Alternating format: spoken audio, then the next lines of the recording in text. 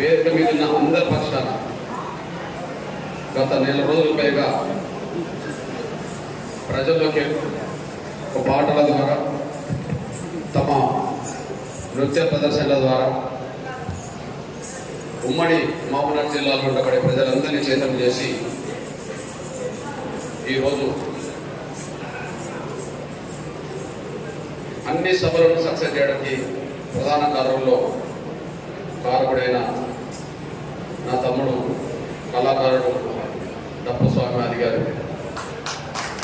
ఈ నగరంలో కళాకారులైన నా తమ్ముడు చేతులందరికీ అందరికీ ధన్యవాదాలు చేస్తున్నాను. వేదిక మీద అందరికీ కూడా ప్రత్యేకంగా మనస్ఫూర్తిగా మీకు అభినందిస్తున్నాను. ధన్యవాదాలు. చెల్లెల ఈ సభలో పాల్గొన్న మీ అందరికీ, పాత్రికేయ మిత్రులు, ఎలక్ట్రానిక్ సోదరులందరికీ, ప్రతి ఒక్కరికి ముందుగా నా హృదయపూర్వక నమస్కారం తెలియజేస్తున్నాను. ఈ టైంకు నారాయణపేట ఉండాల్సిన విషయం మీ అందరికీ తెలుసు. ఆలస్యమైంది, అందువల్ల ఎవరు మాట్లాడలేకపోతే నేను తీసుకున్నా. ఆయన వచ్చిన సందర్భంగా రేపు ఫిబ్రవరి 7న లక్షల డబ్బుల మన గుండె చప్పులు ఎందుకు పెడుతున్నాము, వేల గంతుల మన కళాకారుల పాటలు ఎందుకు పెట్టబోతున్నాము, కోట్లాది మంది మన ప్రజల ఆకాంక్షకు అనుగుణంగా ప్రపంచంలో ఎక్కడ జరగని ఒక సాంస్కృతిక కార్యక్రమం ఎందుకు చేయబోతున్నాము అనే విషయాన్ని మీ ముందుకు తీసుకోవడం కోసం వచ్చాను. దయచేసి ముందుగా విజ్ఞప్తి చేస్తున్నా, రేపు ఫిబ్రవరి 7న జరగబోయే లక్షల డబ్బుల మన గుండె చప్పులు ఏదైతే ఉన్నదో ప్రతి ఒక్కరూ డబ్బును సహకరిస్తున్న రండి. మన ఇళ్లలో 100 ఇళ్ళు కాడ 5-10 డబ్బులు గ్యారెంటీ ఉంటాయి. అక్కడక్కడ 20 డబ్బులు కూడా ఉంటాయి. కొన్ని చోట్ల కళా బృందాలు ఉన్నా కూడా 25 నుంచి 50 దాకా కనిపిస్తున్నాయి. కానీ యావరేజ్ గా ప్రతి పక్క పల్లెలో ఒక 5-10-20 ఖచ్చితంగా ఉండే అవకాశం ఉంది. కేవలం ఇప్పటికీ ఉన్న వాటినే కాదు, మీ ఇళ్లలో ఇంకా ఎవరి ఇళ్లలో డబ్బు లేదో కష్టంగా చేశారు, డబ్బు కొనండి, సంతాన డబ్బు తీసుకుని. నిజంగా గత 30 ఏళ్ళుగా జరిగిన పోరాటం ఫలితాలు ఇవ్వాలంటే, గత 30 ఏళ్ళుగా జరుగుతున్న పోరాటం ఒక ఫలితం ఇవ్వాలంటే, ఆ ఫలితం మన బిడ్డలకు అందాలంటే రేపు మనం చేయబోయే కార్యక్రమం చాలా కీలకమైంది. కాబట్టి ఎట్టి పరిస్థితుల్లో ప్రతి ఒక్కరూ డబ్బును సహకరిస్తుండండి. వాస్తవానికి నేను నెలవల ముందే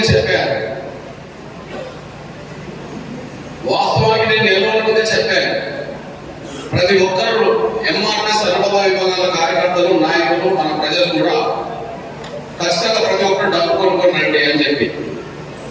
నేను వచ్చేటప్పటికి అందరూ డబ్బు కొనుక్కొని ఉండవచ్చు. 500-1000 రూపాయలు పెడితే డబ్బు వస్తుంది. నెల రోజుల్లో మీకు ఒక 500-1000 రూపాయలు ఖర్చులు అవుతలేవు అంటే అయ్యే ఉంటాయి. కానీ మీరు డబ్బు కొనుక్కోలేకపోయారు.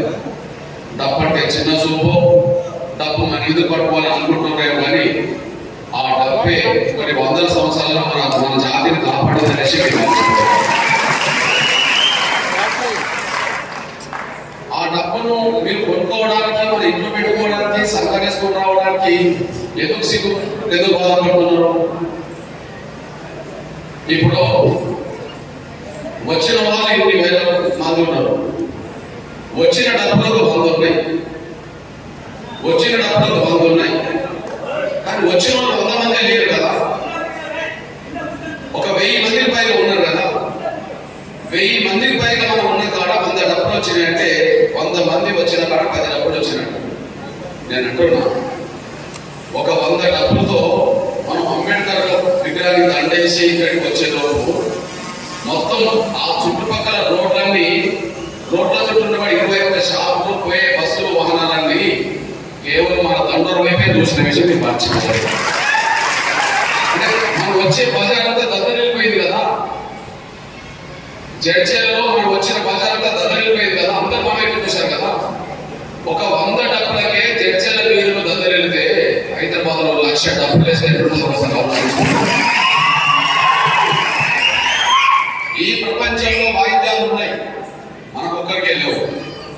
ఈ దేశంలో వాయిద్యాలు ఉన్నాయి, కులాలు ఉన్నాయి.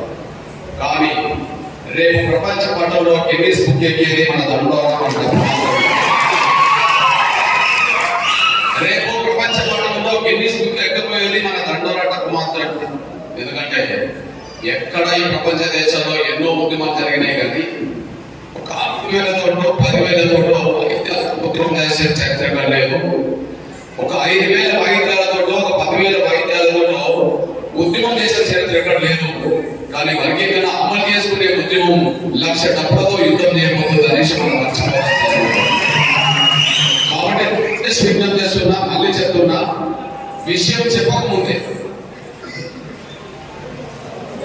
ఎస్సీ వర్గీకరణ కోసం ఎందుకు ఫిబ్రవరి 1,00,000 డబ్బులతో యుద్ధం పేరు గుండె చప్పుడు నిర్మించబోతుందే మేము. దయచేసి ప్రతి ఒక్కరు ఇంకా 4 రోజులు టైం పైగా ఉన్నారు కనుక ఇప్పటికీ మీరు ఏదైనా వృధా ఖర్చులు పెట్టుకునేది ఆపుకోండి. సరే, ఇప్పటికీ డబ్బు కొనండి, ఒక్కరు డబ్బును సహకరించుకోండి. ఆ ఒక్క విషయాన్ని మాత్రం నేను విజ్ఞప్తి చేస్తున్నాను. అది మన బిడ్డలకు ఫలితాలు ఇవ్వాలని అనుకుంటే, 30 ఏళ్ల పోరాటం పరిస్థితి తగ్గాలనుకుంటే, 30 ఏళ్ల పోరాటానికి ఫలితం తగ్గాలనుకుంటే, 30 ఏళ్ల పోరాటానికి ఫలితం తగ్గాలనుకుంటే ప్రతి ఒక్కరు డబ్బును సంగ్రహిస్తుండండి. ఇప్పుడు కదా సినిమా చూడడానికి వచ్చినట్టుగా హైదరాబాద్ రాబోకండి. డబ్బు ఉంటే సంగ్రహిస్తుండ్రా. నీకు సిగ్గు అనిపిస్తే, బాధ అనిపిస్తే, నీకు ఇంకో అనిపిస్తే ఇంకా పడుకో. కానీ యుద్ధంకి రావాలంటే డబ్బు వేసుకుని రావాలి. షో చూడడానికి రావద్దు, సినిమా చూడడానికి రావద్దు, ఏదో బజార్లో తిరగడానికి రావద్దు. నువ్వు వస్తే నీ బిడ్డల భవిష్యత్ కోసం రా. నీ బిడ్డల భవిష్యత్ కోసం రావాల్సుకుంటే సంఘం డబ్బేస్తూ రా. అదే నేను చెప్తున్నా. ఆ మాట కట్టుబడి అన్న ప్రతి ఊరు వచ్చే ప్రతి ఒక్కరిని డబ్బులు సంఘనేసుకోవడం వాళ్ళు ఆత్మసాక్షిగా చేతులెత్తారు.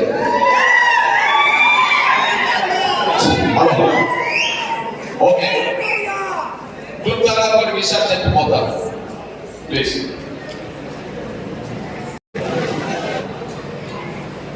సుప్రీంకోర్టు తీర్పు వచ్చిన తర్వాత ముఖ్యమంత్రి అసెంబ్లీలో ప్రకటన చేసిన తర్వాత మళ్ళీ మనం ఓడెక్కాల్సిన అవసరం ఎందుకు వచ్చింది? ఈ ఒక్క విషయమే చెప్పిపోతాను. సుప్రీంకోర్టు తీర్పు మనకు అనుకూలంగా వచ్చిన అందరూ ఇక వర్గీకరణ అయిపోయిందని అనుకున్నాం కదా, వర్గీకరణ జరిగిపోయింది అనుకున్నాం. సుప్రీంకోర్టు తీర్పు వచ్చిన తర్వాత సుప్రీంకోర్టు తీర్పు వచ్చి ఎన్ని నెలలు? 4 నెలల 28 రోజులు.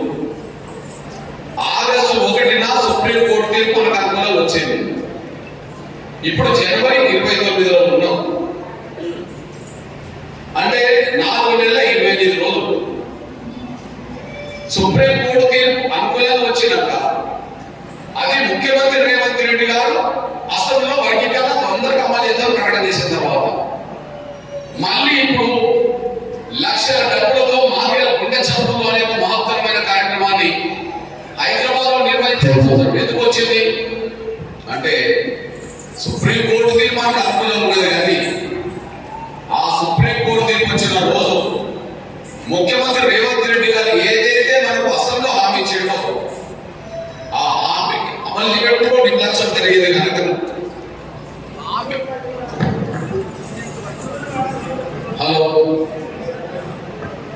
హామీని అమలు చేయడంలో నిర్లక్ష్యం జరుగుతున్నది కనుక హామీకి విరుద్ధంగా నిర్మాణం కొనసాగుతుంది కనుక మరొకసారి రోడెక్కాల్సిన అవసరం వచ్చేసింది. ఈ విషయాన్ని మీరు గమనించండి. మళ్ళీ చెప్తున్నా, సుప్రీంకోర్టు మనకు అనుకూలం వచ్చాక రేవంత్ రెడ్డి గారు నిర్దిష్టమైన హామీ ఇచ్చాక రేవంత్ రెడ్డి గారు తన మాటకు కట్టుబడి ఉంటే, తన మాటకు విరుద్ధంగా ప్రవర్తించకపోతే ఈ రోజు మళ్ళీ మనం రోడెక్కాల్సిన అవసరం వచ్చేది కాదు. మనం రేపు చెలో హైదరాబాద్ పెడుతున్నామన్నా, ఫిబ్రవరి 7న 1,00,000 డబ్బులతో మన గుండె చప్పుడు వినిపించబోతున్నామన్నా దానికి కారణం కాంగ్రెస్ ముఖ్యమంత్రి రేవంత్ రెడ్డి గారి ఘోర కారణం కాదు. ఈ విషయం నేను అంటున్నానంటే వ్యక్తిగతంగా రేవంత్ రెడ్డి గారికి నేను వ్యతిరేకం కాదు కదా, వ్యక్తిగతంగా రేవంత్ రెడ్డి గారికి వ్యతిరేకం కాదు కదా. నేను ఏ వ్యక్తికి వ్యతిరేకం ఈ రాష్ట్రంలో ఈ దేశంలో వ్యక్తిగతంగా నేను ఎందుకు వ్యతిరేకంగా ఒక వ్యక్తికి ఒక ముఖ్యమంత్రులు వాళ్ళు ఇచ్చిన మాట నిలబెట్టుకుంటే అభినందిస్తా, ఇచ్చిన మాట నిలబెట్టుకోకపోతే ఎదుర్కొంటా. ఇచ్చిన మాట నిలబెట్టుకుంటే అభినందిస్తా, గౌరవిస్తా. ఇచ్చిన మాటకు విరుద్ధంగా ఆయన నిర్లక్ష్యం చేసినా, విరుద్ధంగా ప్రవర్తించినా ఎదుర్కోవాల్సి వస్తుంది. ఇప్పుడు జరిగేది అదే. అలా విజ్ఞప్తి చేస్తున్నా నేను ఇవాళ సూటిగా కాంగ్రెస్ విమర్శిస్తా, సూటిగా రేవంత్ రెడ్డి గారి ప్రవర్తన విమర్శిస్తా. అయినంత మాత్రాన వ్యక్తిగతంగా నేను కాంగ్రెస్ వ్యతిరేకం కాదు, రేవంత్ రెడ్డి వ్యతిరేకం కాదు. వాస్తవానికి జరిగిన పరిణామాలు నా జాతి మీద పెట్టడం నా బాధ్యత. నేను నా ఒంటి మీద నల్ల కండువా 30 ఏళ్ల క్రితం వేసుకున్నాను. ఇప్పుడు అదే నా ఒంటి మీద ఉండదు. ఇక్కడ వేదిక మీద ఉన్న వాళ్ళకు కొంతమందికి ప్రత్యక్షంగా కాంగ్రెస్ తో సంబంధం ఉన్నదేమో, నా కాంగ్రెస్ సంబంధం లేదు. ఈ వేదిక మీద ఉన్న వాళ్ళకు ప్రత్యక్షంగా బీఆర్ తో సంబంధం ఉన్నదేమో, నాగరాజు ఉన్నదేమో, నాకైతే లేదు. ఈ వేదిక మీద ఉన్న వాళ్ళకు కొంతమందికి బీజేపీతో ఇతర పార్టీలకు సంబంధం ఉన్నదేమో, నాకైతే లేదు. మీకు ఉంటే ఉండవచ్చు, ఎందుకంటే ఆ బ్యాచ్ ఉన్న బ్యాచ్ చాలా మంది ఉన్నది, ఇక్కడ ఎదుర్కొంటున్నది. కానీ ఒక విషయం గుర్తున్నా, మీరు మీ స్థాయిని బట్టి, ఇక్కడ ఉన్నవాడి మీ పరిస్థితులు బట్టి మీకు దగ్గర ఉన్న రాజకీయ నాయకుల చుట్టూ మీరు తిరుగుతున్నారు. అది ఎమ్మెల్యేతో పరిచయము, అది మాజీ ఎమ్మెల్యేతో పరిచయము, అది ఎంపీలతో పరిచయము, లేదా మంత్రులతో పరిచయము మీకుంటే ఆ స్థాయిలో మీరు వాళ్ళ చుట్టూ తిరుగుతున్నారు. కానీ మీ బిడ్డగా మీరిచ్చిన శక్తి వల్ల నాకు ముఖ్యమంత్రితో పరిచయం లేదు. మీ బిడ్డ మీరు శక్తి వల్ల మీరిచ్చిన అన్నదానం వల్ల అంతో ఇంతో కేంద్ర మంత్రులతో ప్రధానమంత్రులతో కూడా అంతో ఇంతో పరిచయం ఉంది. కానీ నా పరిచయాన్ని నా జాతి బిడ్డల భవిష్యత్తు కోసమే ఉపయోగిస్తున్నాను. మీ పరిచయాలను అడ్డం పెట్టుకొని మీరు బాగుపడరు నాకు తెలియదు, కానీ మిమ్మల్ని అడ్డం పెట్టుకున్న మాత్రం బాగుపడ్డారు. మీరు వాళ్ళని బాగు చేయడానికి జరుగుతుంటే నేను మీ బిడ్డలు బాగు చేసుకోవడానికి నేనే. మీరు ఎవరు చుట్టుతున్నారో, ఎవరి నాయకులుగా అనుసరిస్తున్నారో, ఎవరు జెండా మోతున్నారో, ఎవరు నిజాలు అనుకుంటున్నారో, ఎవరు పూడియం చేస్తున్నారో మిమ్మల్ని అడ్డం పెట్టుకుంటే వాళ్ళ పైకి వచ్చారు. మీరు వాళ్ళని తగ్గించుకొని పేరు తిరుగుతుంటే మీ అందరి బిడ్డల భవిష్యత్తు కోసం పేరు తిరగాల్సి వచ్చింది. ఆ ఒక్క విషయం అర్థం ఒకసారి గుర్తు చేసుకోండి. ఎస్సీ వర్గీకరణ మొదలు పెట్టిన రోజుల్లో చంద్రబాబు పరిచయం ఇప్పటికి ఉన్నాయా? ఎస్సీ వర్గీకరణ మొదలు పెట్టిన రోజుల్లో చంద్రబాబు పరిచయం ఇప్పుడు ఉన్నాయా? ఉన్నాయి. ఇప్పుడు మన మీటింగ్ చంద్రబాబు నాయుడు గారిని మార్చి 25, 96లోనే మనం మీటింగ్ రప్పించాం ముఖ్యమంత్రి హోదాలో. ఎన్నేళ్ళు క్రితం? 29 ఏళ్ళ క్రితం. మన ఉద్యోగం మొదలైంది 94లో. 95 వరకు అన్ని జిల్లాలు తిరుగుతూనే ఉన్నాం. 95 వరకు అన్ని జిల్లాలు తిరుగుతూనే ఉన్నాం ఉద్యోగం నిర్మించడానికి. 96 వచ్చేటప్పటికి హైదరాబాద్లో మీటింగ్ పెట్టాల్సి వచ్చింది. ఆ మీటింగ్ అప్పుడు ముఖ్యమంత్రి చంద్రబాబు నాయుడు పిలవాల్సి వచ్చింది. ఇది చూడండి, 96 మార్చి 25 అంటే 29 ఏళ్ల క్రితం ముఖ్యమంత్రిని చంద్రబాబు నాయుడు మన వేదిక మీద రప్పించారు. ఆయన వర్గీకరణ చేసి మాదిగా న్యాయం చేస్తామని చెప్పాడు. చెప్పిన మాట నిలబెట్టుకోవడానికి కొంత నిర్లక్ష్యం చేశాడు. చెప్పిన మాట నిలబెట్టుకోవడానికి కొంత నిర్లక్ష్యం చేస్తే ఆయన నిర్లక్ష్యాన్ని పిలుపునిచ్చి బస్సీపూర్ ప్రాంతాన్ని 10 లక్షల మందితో ప్రకటించాము. అదే 96 మంది. ఆయనతో మాట తీసుకోవడానికి తప్పించాం, మాట నిలబెట్టుకోవడానికి యుద్ధం చేశాం. ఇప్పుడు కాదు కదా, ప్రయాసం కదా. అదే సమయంలో ఎస్సీ వర్గీకరణ కమిషన్ వేస్తే ఆ కమిషన్ రిపోర్ట్ మనకు అనుకూలంగా వచ్చినాక ఆ కమిషన్ రెండు మనకు అనుకూలంగా వచ్చినాక ట్యాంక్ బండ్ ప్రాంతాన్ని 20 లక్షల మంది ముట్టడించి ఆనాడు ఏపీసీని సాధించాము. మరి అదే చంద్రబాబు నాయుడు గారు కృష్ణమ్మ నేను ఏపీసీ వెళ్తానని సహకారం కావాలంటే చంద్రబాబు నాయుడు మద్దతిచ్చాము. అదే చంద్రబాబు నాయుడు 98లో నాకు ఎంపీ టికెట్ ఇస్తే నిరాకరించి స్వరూపాన్ని పెంచాము. అదే 99లో చంద్రబాబు నాయుడు గారు నాకు రాజ్యసభ ఇస్తే నిరాకరించి ఆఫర్ ప్రదర్శన పెంచారు. అంటే చంద్రబాబు నాయుడు ప్రచారంటే జాతిని గెలిపించడానికి ఉపయోగించాలనుకుంటే తప్ప వ్యక్తిగత ప్రయోజనం పోవాలని లేదని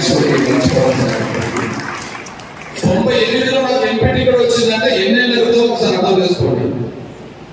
27 ఏళ్ళ క్రితం. 27 ఏళ్ళ క్రితమే మీ బిడ్డగా నాకు అవకాశం వచ్చింది. ఎంపీ అయితే నేను ఎప్పుడు మారనైపోయామని నాకు ఉద్యోగం నిలబడేది కాదు. 99లో నాకు రాష్ట్రం వచ్చిందా తీసుకుంటే ఎప్పుడు మారనైపోయామన్నాము నాకు ఉద్యోగం నిలబడేది కాదు. ఎందుకు తీసుకోలేదు? ఒకవేళ ఆనాడే పదవి తీసుకుంటే ఉద్యోగం ఇస్తారని నిలబడేది కాదు. ఆ పని వల్ల ఏమొచ్చేది? నేను నా కుటుంబం బాగుపడేది, లేదా నన్ను నమ్ముకున్న 100 మంది బాగుపడే వాళ్ళేమో. మరి వర్గీకరణ నా బిడ్డ జాతీయులు బాగుపడతారు కదా, బిడ్డలు బాగుపడతారు కదా అని చెప్పి వచ్చిన అవకాశం వదులుకున్నాం. మీరు మీ చుట్టూ రాజకీయంగా మీరు తిరుగుతుంటాం, కానీ ముఖ్యమంత్రి పరిచయం ఉన్న నా జాతీయ బిడ్డలు గెలుపు కోసం మాత్రం నేను తిరగాల్సి వచ్చేసింది.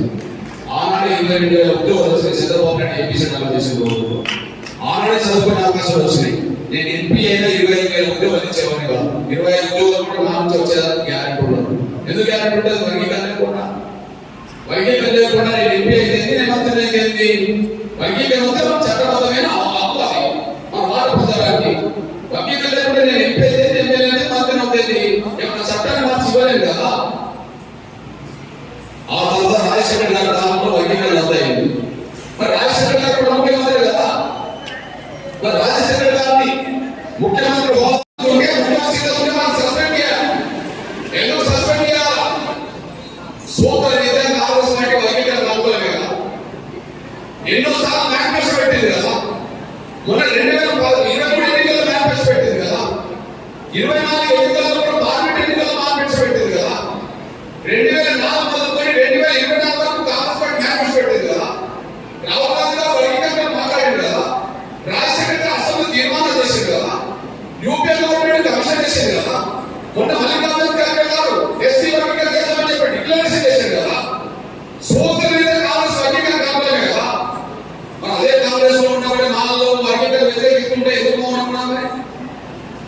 ఒకనాడు కేంద్ర మంత్రి హోదాలో పనిచేసిన మన సర్వేశ్వరయ్య గారు కాంగ్రెస్ లో ఉన్న సీనియర్ నాయకులు ఏదో మాటలు అన్నాడంట. ఒక మాట అనే పేరుతో కేంద్ర మంత్రి హోదాలో పనిచేశారు మన సర్వేశ్వరయ్య గారిని కాంగ్రెస్ పార్టీ బహిష్కరించింది. ఒక మాట బిడ్డను బహిష్కరించడానికి 24 గంటల పాటులే. మరి కాంగ్రెస్ పార్టీ సూత్రానికి వ్యతిరేకంగా మాట్లాడుతున్నప్పుడు వర్గీకరణ అంటున్నప్పుడు సుప్రీంకోర్టు తీర్పును రేవంత్ రెడ్డి గారు స్వాగతిస్తే సుప్రీంకోర్టు తీర్పును వ్యతిరేకించాలని అంటుంటే అది కాంగ్రెస్ వాళ్ళే అంటుంటే మౌనంగా ఉండడం అంటే కాంగ్రెస్ పార్టీ తలపడిందో ఉన్నదో మనం అర్థం చేసుకోవాల్సిన విజ్ఞప్తి. ఈ నేపథ్యంలో మీ అందరూ చెప్తున్నా, ఈ రోజు కనుక వర్గీకరణ అమలు చేసుకోకపోతే మన కళ్ళ ముందు రేపు భవిష్యత్తులో మనల్ని బానిసలుగా చేసే ప్రయత్నం చేస్తారు. ఇక వర్గీకరణ ఎప్పుడు మన కళ్ళ ముందు చూడకుండా చేస్తున్నారు. ఇప్పుడు సరైన సమయం, ఇప్పుడే వర్గీకరణ బలం అందించబోతుంది. 30 ఏళ్ళు పోరాటం చేసి సాధించిన పోరాటం బలం ఇప్పుడు అమలు చేసే మన బిడ్డలకు అందించకపోతే ఇంకెప్పుడు అందించాలని మనకు అవకాశం నాకు ఉంటాయి. ఎందుకు నేను ఆ మాట్లాడుతున్నానంటే మీ బిడ్డల విషయం చూడండి. ఇవాళ ఎస్సీ వర్గీకరణ వ్యతిరేకించే వాళ్ళు కాంగ్రెస్ పార్టీలో కూడా మానవే, కానీ సమాజంలో వాళ్ళు ఉంటారు. ఎగ్జాంపుల్ నాలుగైదు పైన చూసుకోండి. షెడ్యూల్ కులాలు 59 కులాలు ఉంటే 55 కులాలు వర్గీకరణ కోరుకుంటున్నాయి. ఒక కులాన్ని వర్గీకరణ కోరుకుంటాను. ఇప్పుడు నేను వచ్చేటప్పుడు 57 ఇతర కులాలు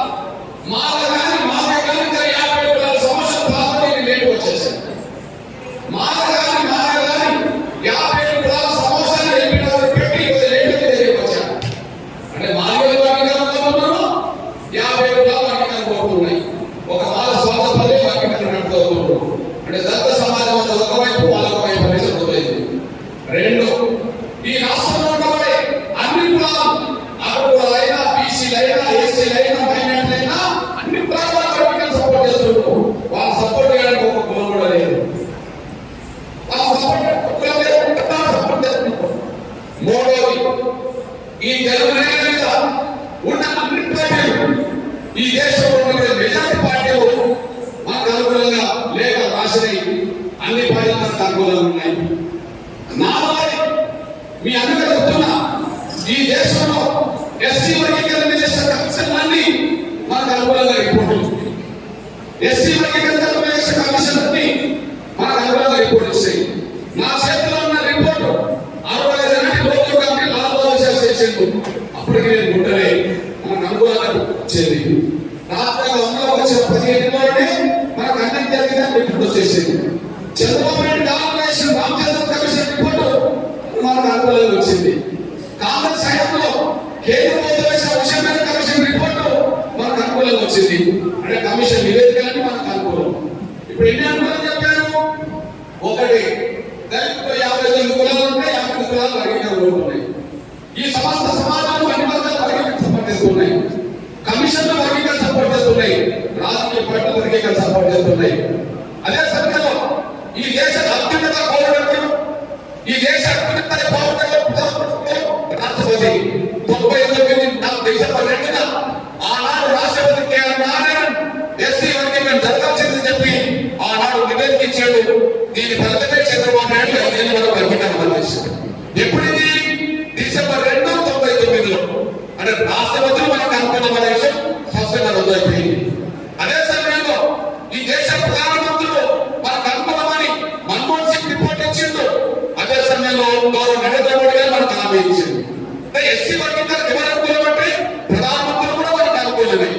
అదే సమయంలో ఇవాళ దేశంలో అత్యున్నత న్యాయస్థానం సుప్రీంకోర్టు అవుతే, ఆ సుప్రీంకోర్టు బాస్ చీఫ్ జస్టిస్ అవుతే గౌరవ చీఫ్ జస్టిస్ చంద్రచూడ్ గారందరూ కూడా మనకు అనుకూలంగా జడ్జిమెంట్ వచ్చేసింది.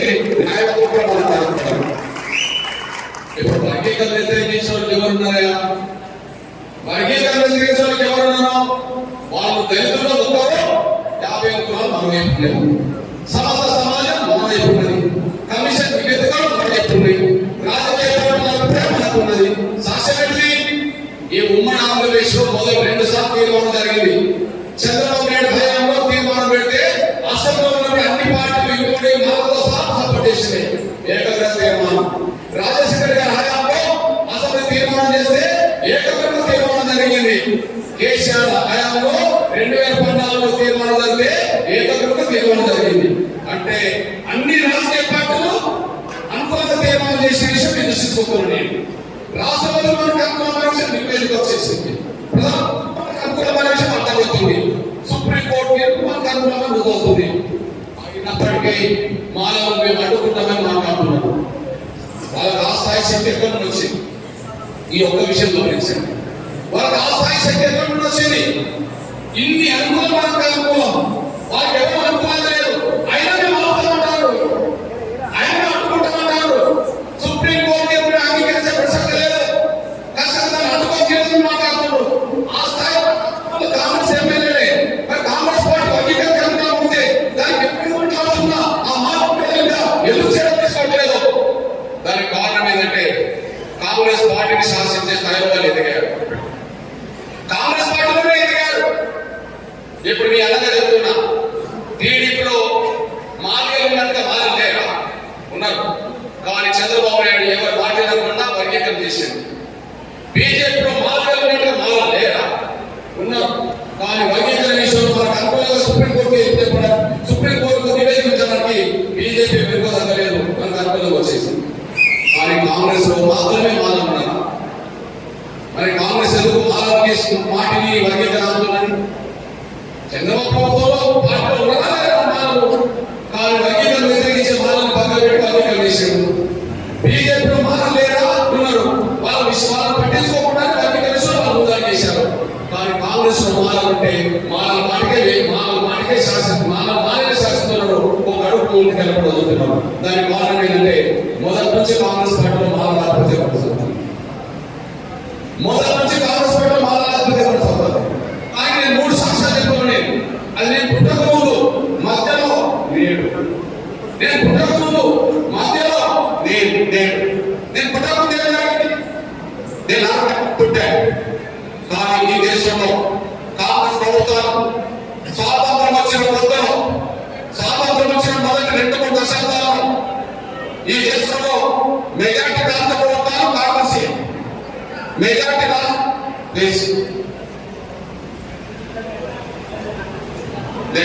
అయితే మళ్ళా చెప్తున్నా, ఈ దేశానికి స్వాతంత్రం వచ్చిన కొత్తలో మొదటి 2-3 దశాబ్దాలు కాంగ్రెస్ పాలన దేశవ్యాప్తంగా జరిగింది. అట్లాంటి కాంగ్రెస్ తీసుకున్నాయి. ఇన్ని రాష్ట్రాల్లో ముఖ్యమంత్రులు ఉన్నారు కదా మన కాంగ్రెస్ తరఫున, ఒక దళితుని ముఖ్యమంత్రి చేద్దామని కాంగ్రెస్ ఆలోచన వచ్చింది. మన దేశవ్యాప్తంగా దళితులు ఉన్నమాట నిజమే కదా, కానీ దళితుని మొదటి ముఖ్యమంత్రి చేసింది ఎవరికి? కాంగ్రెస్. ఉమ్మడి ఆంధ్రప్రదేశ్లో దామోదర్ సంజయ్ అనే పదవిని చేసింది. అంటే దేశంలో ఉండే దళితుల్లో మాలకు కాంగ్రెస్ ప్రభుత్వం మొదటి నుంచి ప్రాధాన్యత జరగడానికి నేను పుట్టకుండా శాసన చేసుకుని మీకు మర్చిపోవడం 60 ఏళ్ళ క్రితం సాధ్యం. రెండో విషయం గమనించాలి, ఈ దేశంలో అనేక కాంగ్రెస్ పార్టీ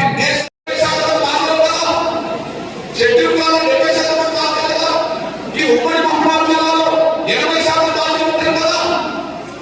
మరి తెలంగాణలో పార్లమెంట్ సీట్లు ఎస్సీలు ఏంటి? 3 కదా, నాగర్ కర్నూలు, వరంగల్, పెద్దపల్లి కదా. మరి 70% యాభైగా మార్గంపై రాష్ట్రంలో 3 సీట్లలో కాంగ్రెస్ ఒకటి మాత్రమే లేదు కదా. 80% ఉమ్మడి మహబూబాబాద్ జిల్లా నాగర్ కర్నూలులో 20% మార్పు ఇస్తున్నాం కదా. ఈ 3 సీట్లు ఒకటి ఆంధ్రప్రదేశ్ లో రిజర్వేషన్ సీట్లు ఉన్నాయి, ఆంధ్రప్రదేశ్ లో 4 సీట్లు ఉన్నాయి, చిత్తూరు, తిరుపతి, అమలాపురం, బాపట్ల. అది కాంగ్రెస్ గెలుతుంది ఆంధ్రప్రదేశ్ లో. ఎంత టీడీపీ వైసీపీ గెలుతుంది అనుకుందాం, అది కాంగ్రెస్ గెలవదు.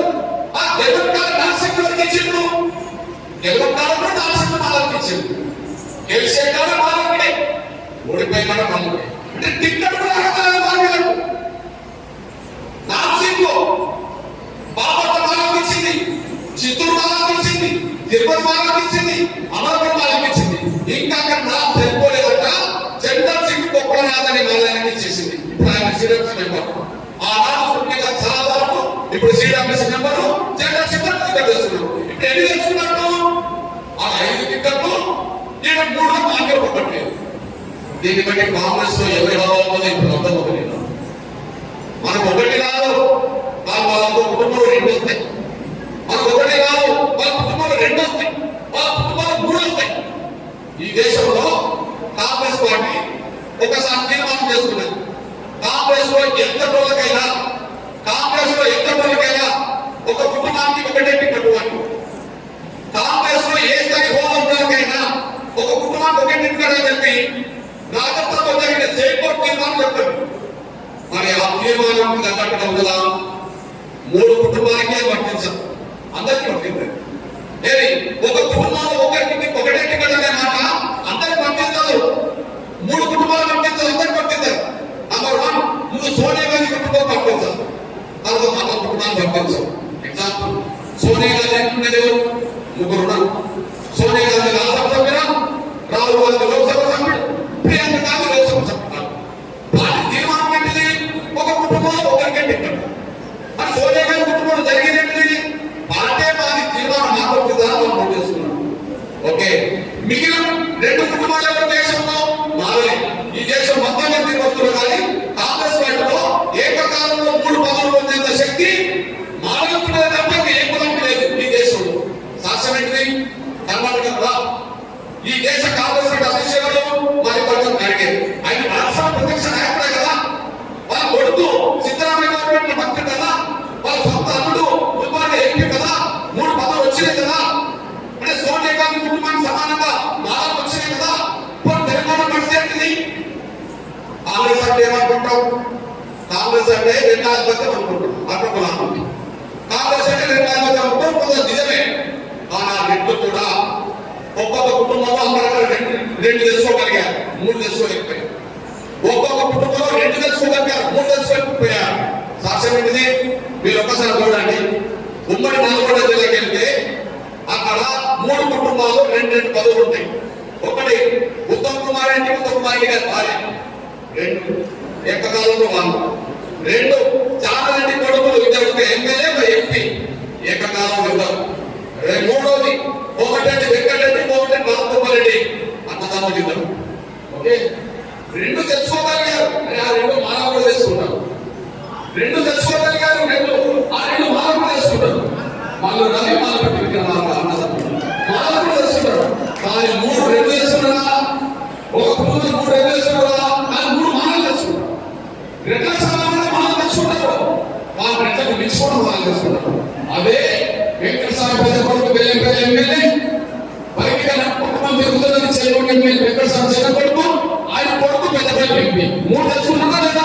వాళ్ళ ఆవాదాలు కాంగ్రెస్ వాళ్ళ ఆవాదాలు ఉంటుంది. మనం తెలంగాణ మొత్తంలో పట్టికెళ్ళాల్సిందే. వాళ్ళ కుటుంబం రెండు వాళ్ళు గొడవగలుగుతారు. మన బతుకు మాత్రం రాలేదు. ఇవాళ వాళ్ళు మన మీద రోడ్డు మీద తప్పారు. ఇప్పుడు వాళ్ళ మాట కట్టుకోండి, మాట తప్పే. అసలు ఎందుకు తప్పెట్టారు? ఉమ్మడి కామారెడ్డి జిల్లా, ఉమ్మడి కామారెడ్డి జిల్లాలో పుట్టగడ్డి అరవై తెలంగాణ మొత్తం మీద ఏ జిల్లాలో కాంగ్రెస్ సంఖ్య ఎక్కువ ఉన్నదంటే, మాలతో పోల్చుకుంటే ఏ జిల్లాలో కాంగ్రెస్ సంఖ్య ఎక్కువ ఉన్నదంటే ఉమ్మడి కామారెడ్డి జిల్లాలోనే కాంగ్రెస్ సంఖ్య ఎక్కువ ఉన్నది. ఉమ్మడి కామారెడ్డి జిల్లాలోని కాంగ్రెస్ సంఖ్య ఎక్కువ జిల్లాలో పుట్టిన రేవంత్ గారు ఇక్కడ మాలగడ్డి కనిపించిందంటే, మనోరగడ్డి కనిపించిందంటే మనల్ని ఏ స్థాయిలో మాట్లాడి ఆలోచిస్తున్నాడో అర్థం చేసుకోవాల్సిన విజ్ఞప్తి చేస్తున్నాను. ఇట్లాంటి కష్టాలు నేను బిడ్డ చెప్తున్నాను. ఇవాళ కాంగ్రెస్ ఒకటే మాలని పెంచి పోషించింది. కాంగ్రెస్ లోనే మాలని కాంగ్రెస్ ఆపుతున్నారు వర్గీకరణ జరగకుండా. రాజశేఖర కాలంలో మన్మోహన్ కాలంలో ఆపారు కదా, ఇప్పుడు వర్గీకరణ జరగకుండా ఆపుతున్నారు కదా. 2004లో రాజశేఖర గారు ముఖ్యమంత్రి ఉన్నప్పుడు మనకు వ్యతిరేక తీర్పు వచ్చినప్పుడు 24 గంటలు అమలు చేసుకున్నారు కదా. మరి మనకు అనుకూలంగా తీరిపోతే 4 నెలల 29 రోజులైనా ఎందుకు అమలు జరుగుతలేదు? కాంగ్రెస్ శాసిస్తున్నారు కదా, వాళ్ళు కాంగ్రెస్ శాసిస్తున్నారు కదా. మనకు అనుకూలంగా తీర్పు వచ్చినప్పుడు అమలు చేయలేరు, వాళ్ళకి అనుకూలంగా తీర్పు వచ్చినప్పుడు ఆటోమేటిక్గా అమలు చేసుకుంటారు. అంటే కాంగ్రెస్ పార్టీ ఎవరి చెప్పు చేతుల్లో ఉన్నదో, కాంగ్రెస్ పార్టీ ఎవరిని పెంచి పోషిస్తున్నదో ఇది శాసనం కాదా ఒకసారి వేరు చేసుకోవాల్సి వ్యక్తిస్తున్నాం. ఇట్లాంటి పరిస్థితిలోనే ఇవాళ వాళ్ళు ఏ స్థాయికి వచ్చిందంటే ఈ తెలంగాణ గడ్డ మీద 170% మాఫియా ఉన్నాయి ఈ జిల్లా, ఈ తెలంగాణ రాష్ట్రంలో. వాళ్ళు ఏ స్థాయికి వచ్చారు? మొన్నటికి మొన్న లక్షల కోట్ల రూపాయల వారసుడైన వెంకటస్వామి కొడుకును అందరినీ కూడబెట్టి ఒక మీటింగ్ పెట్టారు. వాళ్ళ చేతిలో 3 ఉన్నాయి, ఏకకాలంలో 3 పదవులు ఉన్నాయి, 1,00,000 కోట్ల రూపాయల పైగా వ్యాపార సంస్థలు ఉన్నాయి. సొంత మీడియా అంటే పత్రికా మీడియా ఉన్నది, వాళ్ళ చేతిలో మీడియా ఉన్నది, వాళ్ళ చేతిలో వ్యాపారాలు ఉన్నాయి, వాళ్ళ చేతిలో పదవులు ఉన్నాయి. వాళ్ళు రోడ్డు మీదకి వచ్చి మాలవ సింహగర్జన పెట్టేశారు. తెరాలేదా? అవును. ఎవరు సింహగర్జన? మాలవ సింహగర్జన. ఓకే, మాలవ సింహాన్ని అనుకుందాం. మరి సింహాల మధ్యలో జింకలనే మాటలు బతుకుతాయా? సింహాల మధ్య జింకలనే మాటలు బతుకుతారా? బతకలేరు కదా, బతకలేరు కదా. చివరికి వాళ్ళు ఏం మాట్లాడుతారంటే వేదికల మీద ఈ నాగర కర్నూలులో వర్గీకరణను ఎవరు జరగడం ఎవరు చేతుల్లో చూద్దామని చెప్పి వర్గీకరణ అనుకుంటే మీసా చెప్పిందా లేదా? నాగర కర్నూలు వేదిక మీద మానవులు మీసా చెప్పిందా లేదా? 5 రోజుల్లో తొడి కొట్టిందా లేదా? వర్గీకరణ అడిగితే కొట్టుకుంటా పోదామన్నారా లేదా? ఏ అవసరం మందక్షణ చంపేస్తామన్నా లేదా? మనం ఓ స్టేట్మెంట్ ఇచ్చిందా లేదా? ఈ తెలంగాణ గడ్డ మీద 170% అంతా ఇక మాఫియాలు ఉన్నారు. 20% లేని వాళ్ళంతా గడ్డ మాట్లాడుతుంటే చీమని తొలిలేకుండా బతికిపోదామనుకుంటున్నాడు. ఈ తెలంగాణ గడ్డ మీద వాళ్ళు మీసాలు కొడితే, వాళ్ళు గొడవలు కొడితే, తొక్కుకుంటూ పోతామంటే, సప్పుకుంటూ పోతామంటే చీమని తొలిలేకుండా వాళ్ళు బతుకుతారా? కానీ వాళ్ళు ఎందుకు ఆ మాట మాట్లాడుతున్నారంటే మనతో ఘర్షణ కోరుకుని సమస్య పరిష్కారం పక్కదారి పట్టించాలి అని. అవును, మనం వాళ్ళు గొడవ కొడితే మనం గొడవ కొట్టిందనుకో, వాళ్ళు మీసాలు మీద మనం కూడా మీసాల మీద అనుకో, వాళ్ళు తొక్కుకుంటూ పోతామంటే మనం కూడా తొక్కుతామని అనుకో, అలా ఆయన తొక్కుతాం వాళ్ళంటే మేము కూడా తొక్కుతామని అనుకో. జరిగేది ఏంటిది? పరిష్కారం కాదు, ఘర్షణ. వాళ్ళు మనతో ఘర్షణ కోరుకుంటారు, వాళ్ళు ఘర్షణ కోరుకుంటారు. సమస్య పరిష్కారం కాకుండా ఒక కుట్ర చేస్తున్నారు, శాంతి భద్రత సమస్య క్రియేట్ చేసే ప్రయత్నం చేస్తున్నారు. ఆ వైపు మనం వెళ్ళాలి, ఆ వైపు మనం వెళ్ళాలి. అందుకే నేను బిడ్డగా వాళ్ళు తొడలు కొడితే తొడలు కొట్టడం కాదు, వాళ్ళు మీసాలు తోడితే మీసాలు తోడడం కాదు, వాళ్ళు తొక్కుతామంటే మనం తొక్కుతామడం కాదు, వాళ్ళు సంపడం అంటే సంపడం కాదు. మీ అన్నగా మీ బిడ్డకి చెప్తున్నా, ఏపీసీడీ వర్గీకరణ చేయకపోతే రేవంత్ రెడ్డి గారి సర్కారు కూలిపోతుందని చెప్పడం కోసం 25% లేని మాటలేని 25% లేని వాళ్ళ మాటలేని కాంగ్రెస్ లో పెద్దలు చేస్తుంటే మీరు మౌనం ఉంటారు. మరి వర్గీకరణ జరగకపోతే మీ ప్రభుత్వం చెప్పడం కోసం మీ బిడ్డల పోషణ మీ పిల్లల చదువులు ముఖ్యం అనుకుంటే, మన బిడ్డల ఉద్యోగాలు ముఖ్యం అనుకుంటే, ఆర్థికంగా రాజకీయంగా మన జాతి ఎదుగుదల ముఖ్యం అనుకుంటే, నువ్వు సంకర డబ్బులు వేసుకుంటా హైదరాబాద్ నువ్వు తెలుసుకుంటావు అంతే. నువ్వు సంకర డబ్బులు వేసుకుంటా, నువ్వు డబ్బు వేసుకుని వస్తే నీ బిడ్డల భవిష్యత్తును చూసుకున్నాడు. నువ్వు డబ్బు చేసుకుంటే తప్పుకో చేతగా వాడి వాళ్ళు లక్షలతో మీటింగ్ పెడతానన్నారు, వాళ్ళు కర్రలతో మీటింగ్ పెడతాను. వాళ్ళు 2వ తారీఖు నాడు ఏ మీటింగ్ పెడుతున్నారు? స్టేట్మెంట్ ఇస్తున్నారు. 1,00,000 పరీక్షలు 1,00,000 కర్రలంట, 1,00,000 పరీక్షలు 1,00,000 కర్రలంట. అంటే ఉద్దేశం ఏంటిది? ఏదో ఒక శాంతిభద్ర సమస్య క్రియేట్ చేయడం కోసమే కదా. కానీ డబ్బు అనేది శాంతిభద్ర సమస్య కాదు కదా. సమాజానికి సేవ చేసింది కనుకున్న డబ్బు, ఆ సమాజానికి సేవ చేసిన డబ్బుతోనే రేవంత్ రెడ్డి శివలా ప్రపంచానికి కనపడేలా ఆ డబ్బు శబ్దం మళ్ళీ నేను చెప్తున్నా 100 డబ్బులు జనసేన సెంటర్లో కొడితేనే దద్దరిపోయింది కదా. 100 డబ్బులతో డబ్బులు కొడుతూ దండనెత్తు వద్దనే దద్దరిపోయింది కదా. ఒక్కసారి 1,00,000 డబ్బులతో మీరు నిజాయితీ ఉంటే చిత్తశుద్ధి ఉంటే మన బిడ్డల భవిష్యత్తు కావాలనుకుంటే యుద్ధ భూమి అక్కడ నడవబోతుంది. యుద్ధ భూమి హైదరాబాద్ అనుకుందాం. ఆ యుద్ధం చేసేది మాదిగే కాదు, మాదిగే డబ్బులు కూడా యుద్ధం చేద్దామని చెప్తాం. అందుకు నేను సిద్ధపడాల్సింది సంగతి వ్యక్తం చేస్తూ, అన్న ఇంటింటికి డబ్బు కొట్టడం సంగతి డబ్బు వేసుకుని వస్తామన్న వాళ్ళు ఆత్మసాక్షిగా చేతులు తరిసిందిగా నేను కోరుకుంటున్నాను.